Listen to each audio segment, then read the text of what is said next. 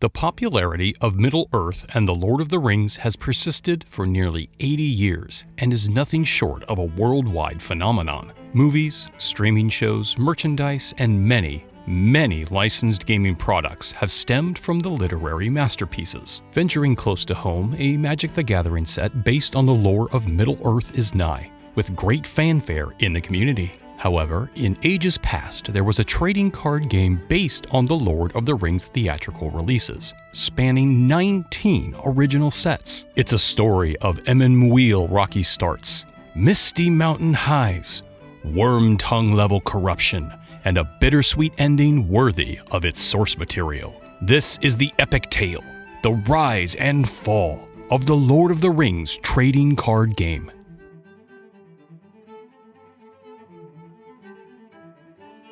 In the year 1937, author J.R.R. Tolkien published his fantasy novel The Hobbit to great commercial and critical success. It was so popular, in fact, that readers begged the author for additional exposition on Middle-earth, to delve further into the life and times of hobbits. Obliging the overwhelming requests, Tolkien would spend the next 12 years writing stories that expanded on narratives concerning hobbits. When Tolkien presented his manuscript of The Lord of the Rings to his publisher, it was deemed so extensive that it would be separated into 3 volumes. The first book, The Fellowship of the Ring, was released in July of 1954. The second volume, The Two Towers, was released in November of 1954. The third volume, The Return of the King, was finally released in October of 1955. In subsequent years, the influence of The Lord of the Rings on popular culture cannot be understated. It was adapted to mediums including radio broadcasts,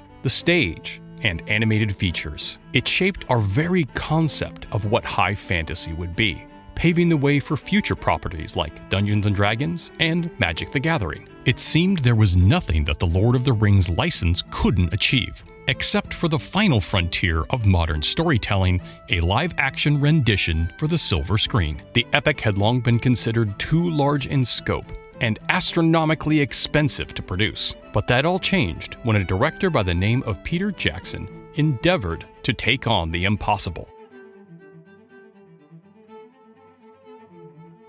In November 2001, 1 month prior to the theatrical release of The Fellowship of the Ring, a new product appeared on the shelves of local game stores, The Lord of the Rings trading card game, available in starter decks and booster packs. The Fellowship of the Ring represented many of the Middle-earth Free People's cultures, including dwarves, elves, Shire, Gondor, and Gandalf. In contrast, it featured the enemy shadow cultures, including Sauron, Ringwraith, Moria, and Isengard. The game calls each player to begin with a starting fellowship of your choice. This includes a ring bearer and allies worth up to 4 points shown in the top right of the card. The fellowship accompanies Frodo on his quest to slip past the forces of shadow to reach his final destination and obliterate the One Ring. The twist in gameplay is that you take turns playing as the Free Peoples and as the Shadow, meaning you must balance your deck with cards from both sides. In addition to your main deck of 60 cards, you have an adventure deck which includes 9 sight cards. As the Free Peoples, each player will move along a singular adventure path,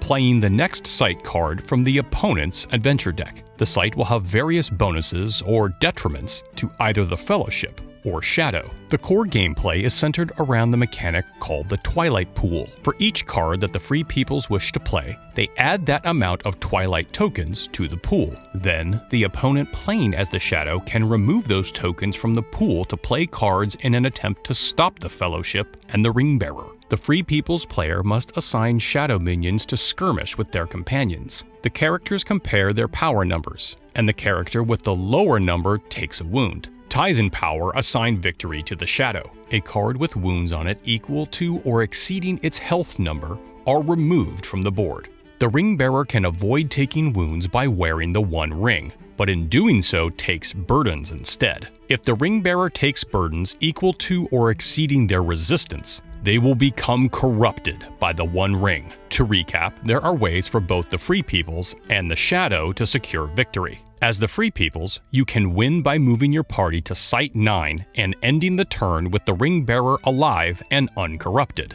Alternately, you can win as the Shadow by killing or corrupting the opponent's ring bearer.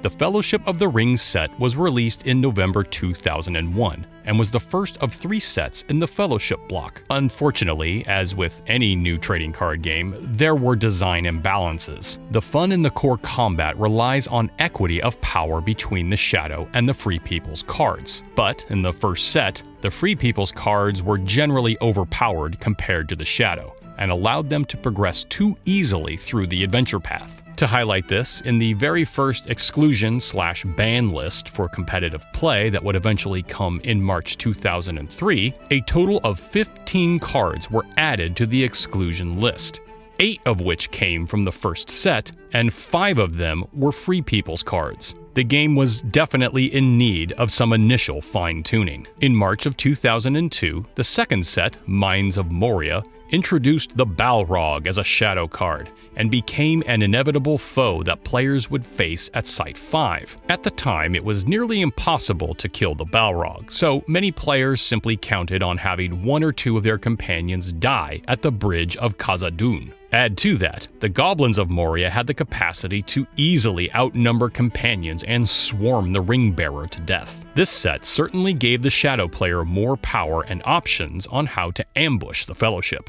The set also introduced the artifact card type, a bit more balanced than the previous set. Mines of Moria only saw 3 cards eventually added to the exclusion list. In June of 2002, the third set in the Fellowship of the Ring block was released, Realms of the Elf Lords. As the name would denote, this was quite the boon for the elf culture and introduced a number of additional ally cards. On the Shadow side, the Isengard culture was bolstered with additional orcs and Uruk-hai, along with the first minion versions of Saruman. A significant problem with this set isn't its mechanics, but rather the limited print run. Over time, it became more difficult to find this set on the shelf compared to its predecessors. Fortunately, the company that designed the game, Decipher Inc, took what they learned from the first block and were able to smooth out the rough edges. But was it enough for the game to be taken seriously, or was this just a flash in the pan? In November of 2002, the second base set and beginning of the next block was released, called The Two Towers. It introduced the cultures on the Shadow side of Dunland and Raider, within itself had 2 factions of Southron and Easterling. On the Free People side, the culture of Rohan thundered in, and infused new mechanics through their access to powerful new equestrian mounts. As this was the start of a new block, all the sites from the Fellowship of the Ring block were phased out, being replaced by the site cards in the Two Towers. Another recurring addition seen with all base sets was another version of the One Ring, with the surname Answer to All Riddles. The Two Towers proved to be far more balanced than the previous base set, thus laying a foundation for viable competitive play. In March of 2003, the follow-up set to the Two Towers was released, named The Battle of Helm's Deep.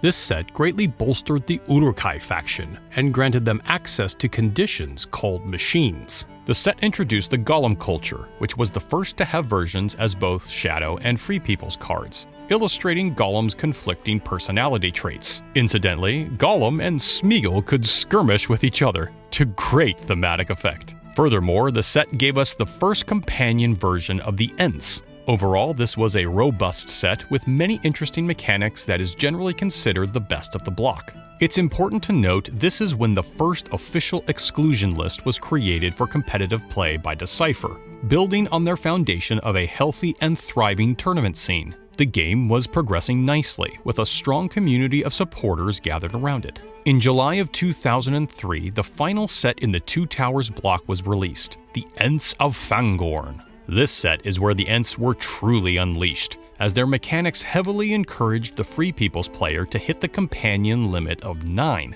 Previously, most players hesitated to include more than 5 companions, as the Shadow player would have ways to severely punish the Free People's player for having 6 or more. But the Ents were so strong and full of vitality that they could take a clocking and keep on walking.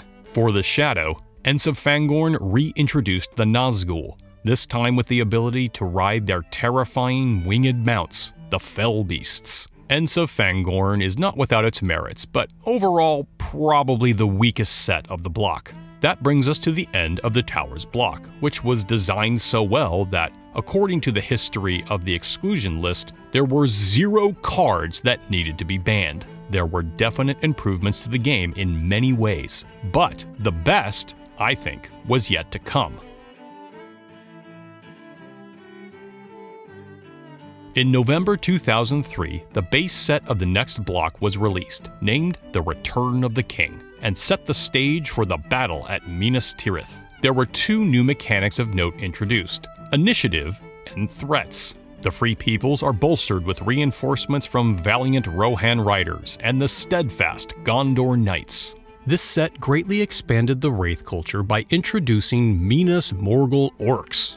As with base sets, a new version of the One Ring was included, called Such a Weight to Carry. Incidentally, it's my favorite artwork of any version of the One Ring, especially in foil. And once again, all previous site cards were rendered invalid, and only the sites from this block were legal for competitive play. Return of the King was arguably the best base set so far, containing many chase rares such as Noble Leaders and Onduril, Flame of the West.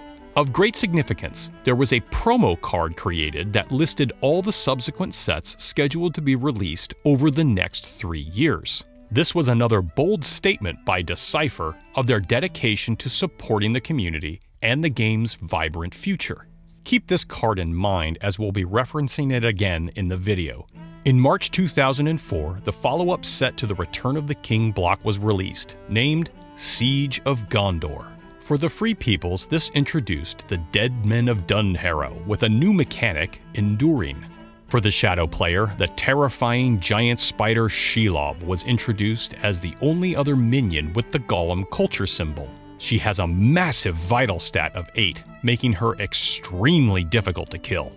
Another new card of note was Grond, Hammer of the Underworld, which would go on to wreak terror in competitive play with its nearly endless potential to discard Free People's cards. Before we reach the conclusion of the Return of the King block, the game takes an unexpected detour as it breaks away from the theatrical continuity and injects some intriguing new mechanics and characters.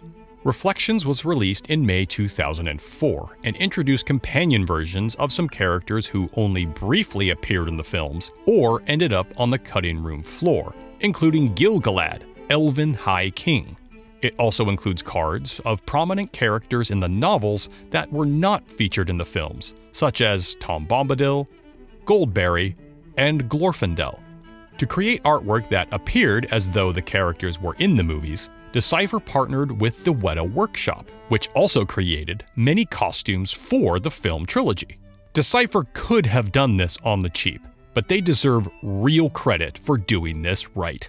And for those that crave ultimate power, the Shadow player now had access to the minion form of the mighty Sauron himself.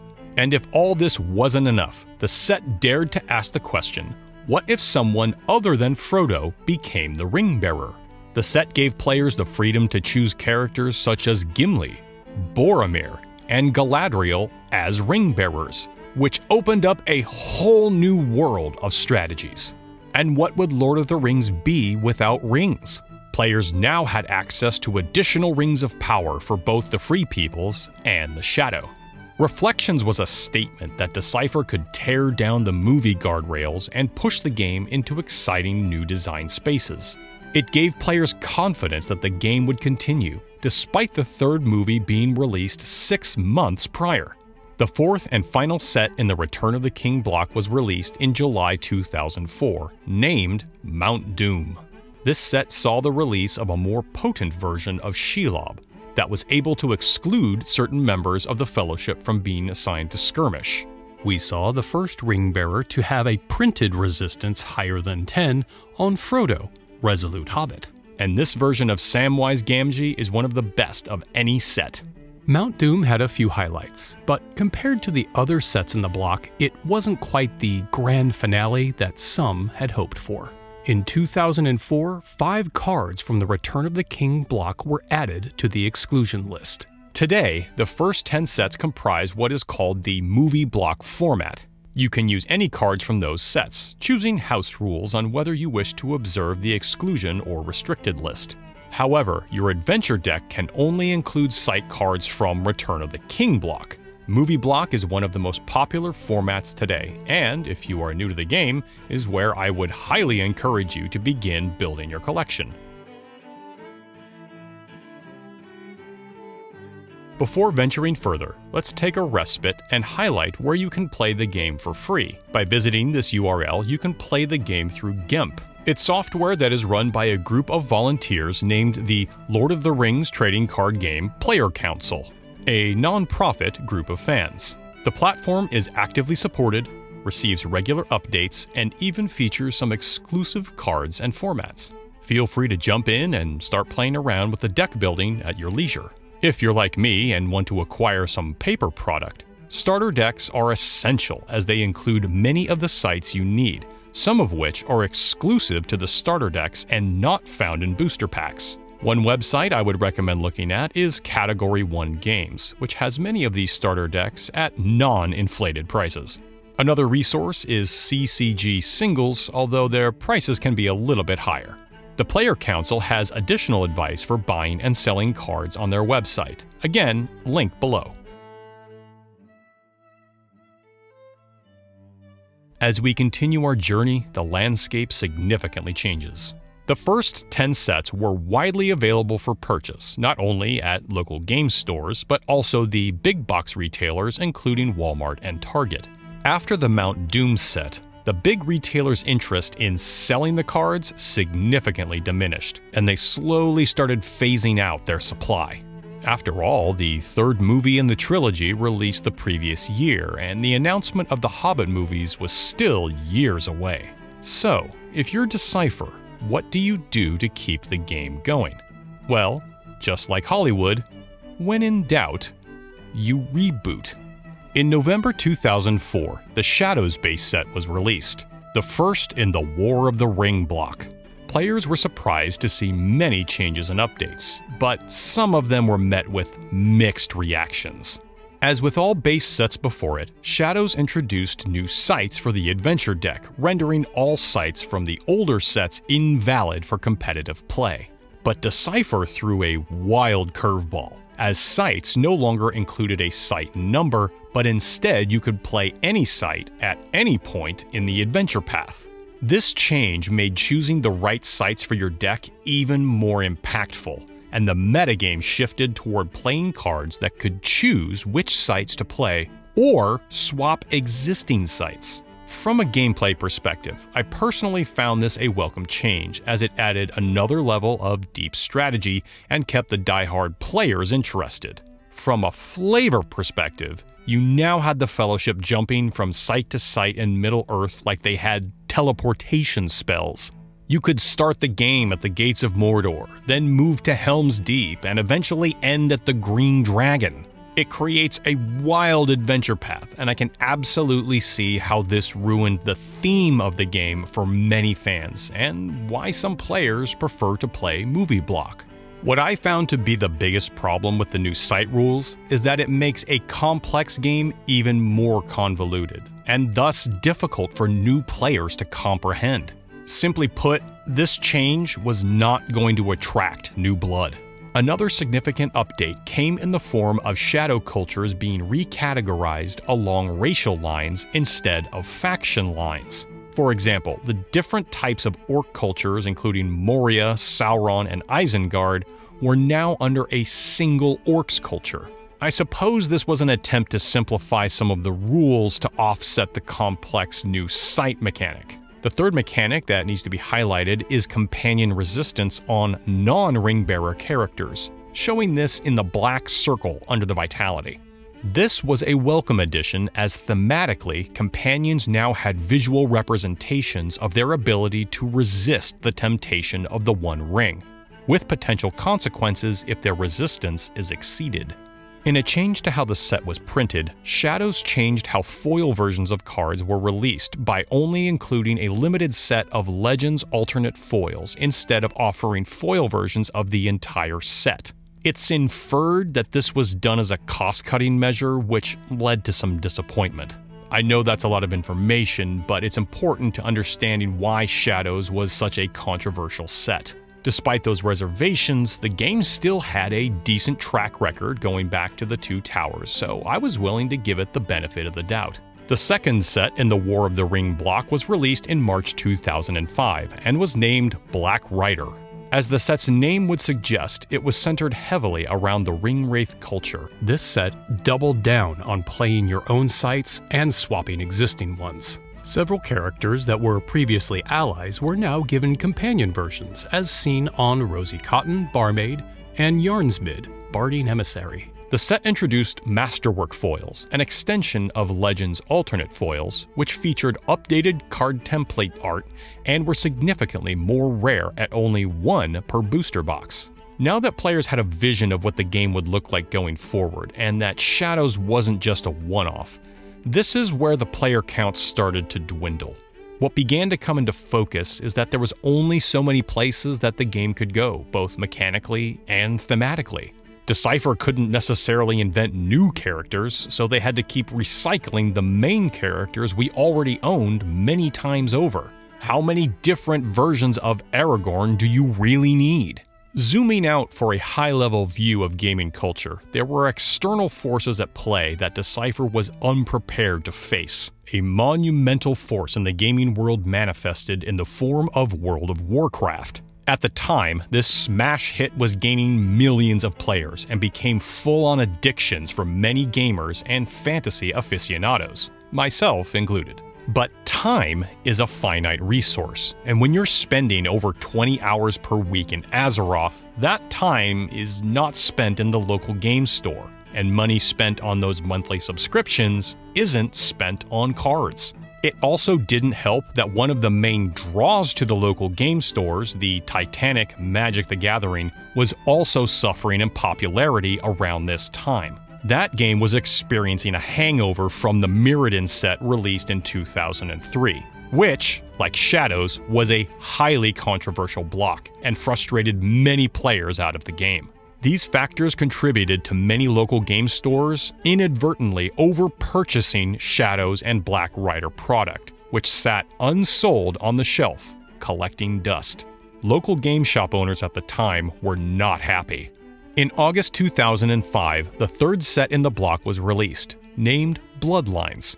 This set featured a new card type called a Follower, which was a revamp of the ally concept. A few notable inclusions were a ring-bearer version of Gandalf, an appearance of Deagle as a follower, and a second playable version of Sauron. There were a few cards that had a bizarre mechanic where conditions could be turned into minions. I didn't really get it. Due to the glut of Shadows and Black Rider products, most local game stores ordered little, if any, of Bloodlines. This set in motion extremely short print runs for the remainder of the Lord of the Rings trading card game sets.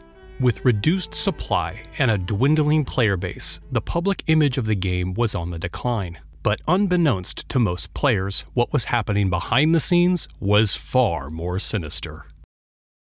We embark on another side story to peel back the curtain and examine the company that designed the game, Decipher Incorporated. Decipher had seen great success with licensing intellectual property for trading card games, which also included Star Trek and Star Wars.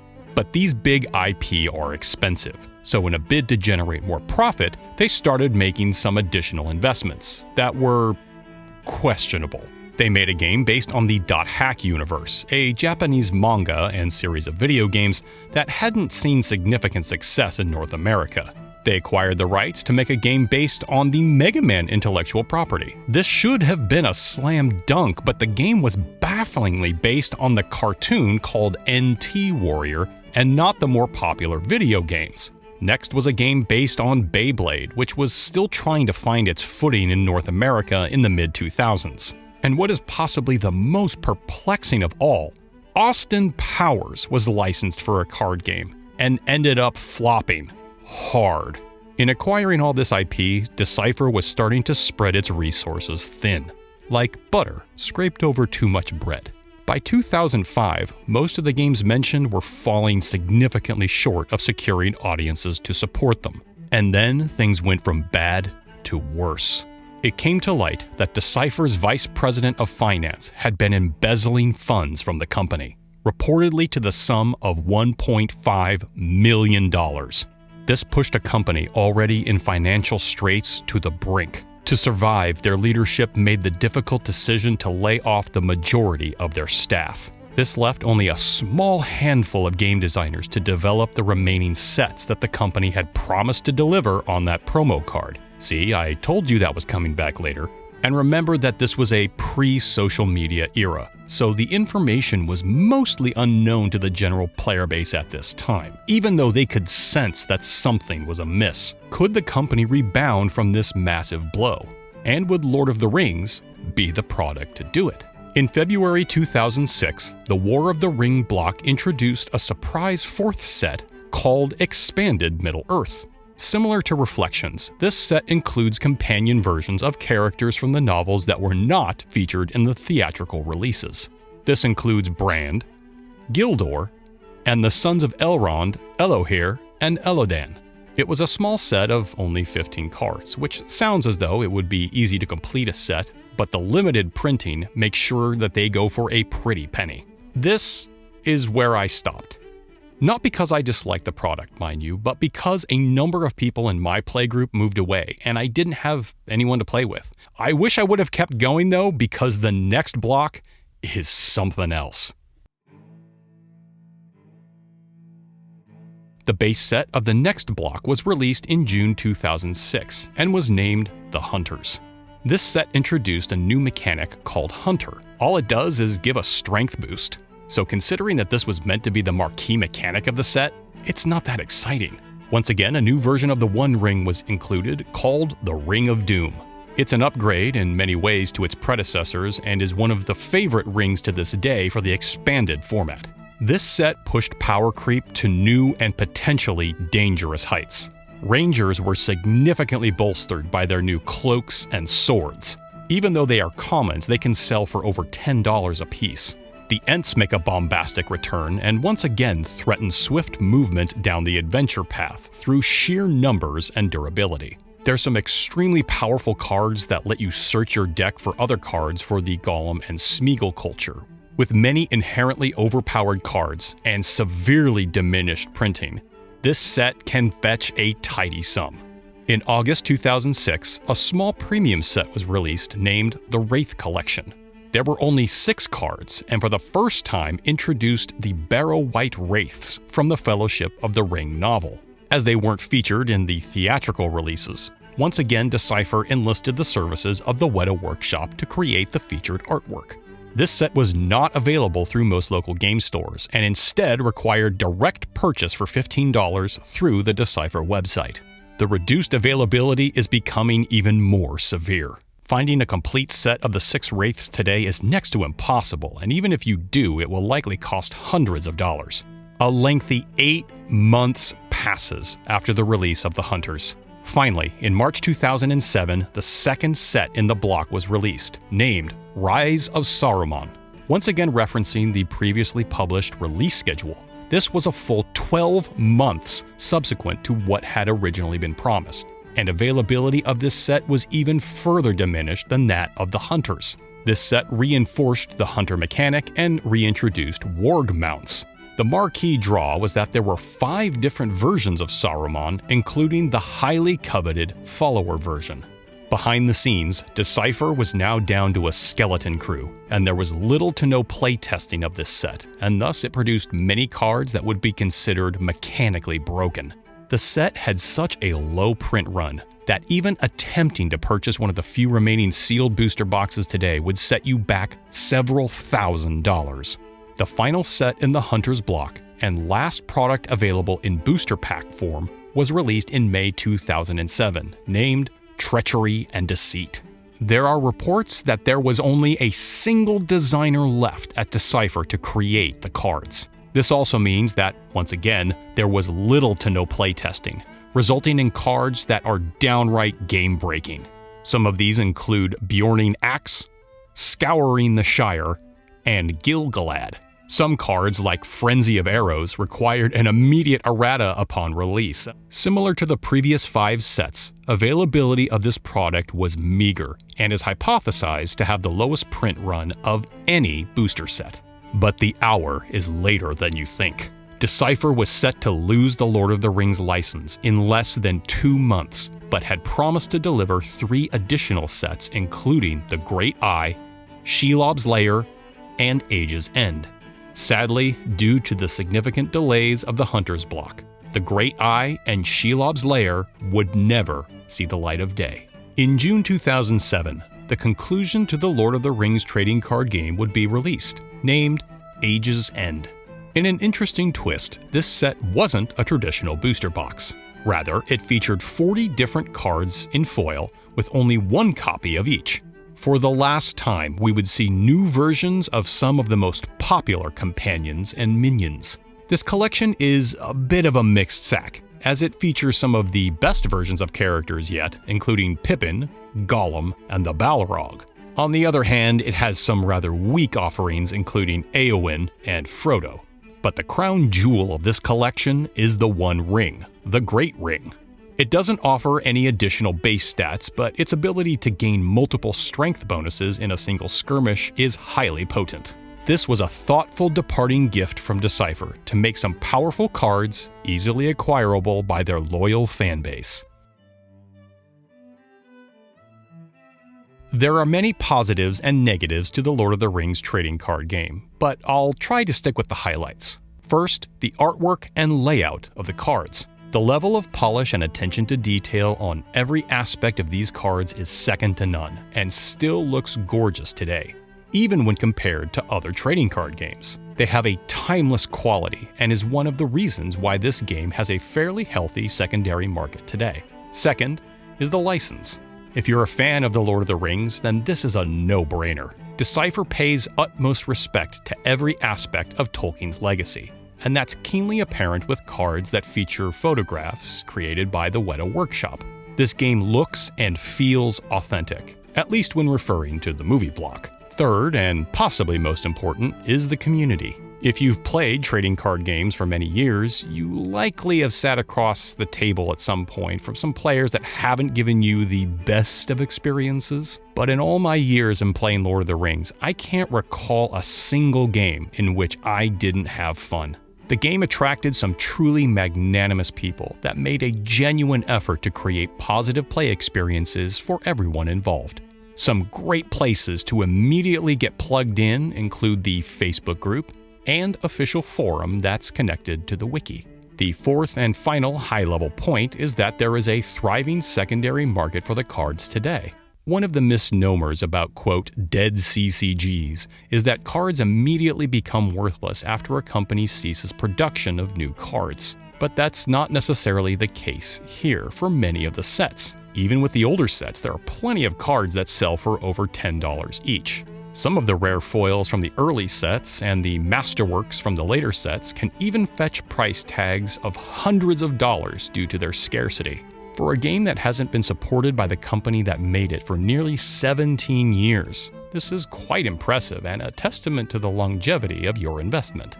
But, of course, no card game is perfect, and there are some negatives that you should be aware of. The biggest drawback to starting now is the availability of certain sets in paper. If you want to play digitally through GEMP, this is a non-issue, as you have access to all the cards ever created for little to no cost. To play the game physically, even certain sets in movie block can be very costly, with prime examples being Realm of the Elf Lords and Return of the King. And if you wish to move on to later sets, the cost of cards printed after Black Rider jumps significantly because of their print runs. Second, there aren't many dedicated resources to assist new players in the constructed formats, so finding viable deck lists isn't as easy as a game like Magic the Gathering. A good place to start would be the Wiki Forum with some great suggestions from veteran players. Fortunately, this is something that the Player Council is currently looking into expanding and hopes to have more widely available resources in the future. Let's look at which sets to search for first and where you might find them. If you're brand new to the game, I would highly recommend limiting your product purchases to the first 10 sets, and beginning with the starter decks. If you're itching to crack some booster packs, I would recommend starting with a booster box of the Two Towers, as it's a well-balanced set and still relatively affordable today. After you build a few decks and you find yourself enjoying it, I would recommend next the Battle for Helm's Deep, which significantly builds on the Two Towers. These two sets alone should give you plenty of variety and some highly engaging gaming experiences with your friends and family. Continuing in Movie Block, you can probably skip Ents of Fangorn for now and look at Return of the King. Unless money is no object for you, I would advise purchasing singles over a booster box, as this can get rather expensive for booster packs. Fortunately, the sight cards in the block tend to be fairly cheap, which are essential to playing Movie Block format. Next, Siege of Gondor is an excellent set to bolster the cards you procured from Return of the King. Of course, buying singles is always an excellent option, especially if you're building up specific decks. Next in line is Reflections. Booster boxes are far too expensive, so again, look for singles. I've had success buying eBay lots of Reflections, so that's where I would start. Next, I would go all the way back to Fellowship of the Ring, as it has some very powerful events and conditions that can significantly bolster your decks, including Servant of the Sacred Fire, Double Shot, and Savagery to match their numbers. At this point, you can go anywhere you want in Movie Block. You could probably go to Mines of Moria next to shore up the Moria culture. Realms of the Elf Lords would be great to build up your elf culture. For a penultimate choice, you can leapfrog back over to Ents of Fangorn, and by process of elimination, finish the journey at Mount Doom.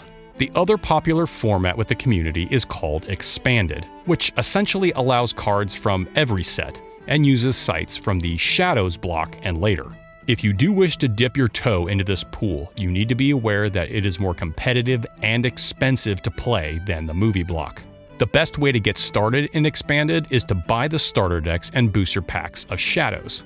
This is still relatively inexpensive to acquire, and it will give you a taste of what to expect in future sets. If you like Shadows, move on to Black Rider, which complements the cards from Shadows quite nicely. From there, your journey is entirely yours and limited only by the bottom of your pocketbook. I truly attest that if you are a fan of trading card games, especially those based on combat, you will greatly enjoy this game.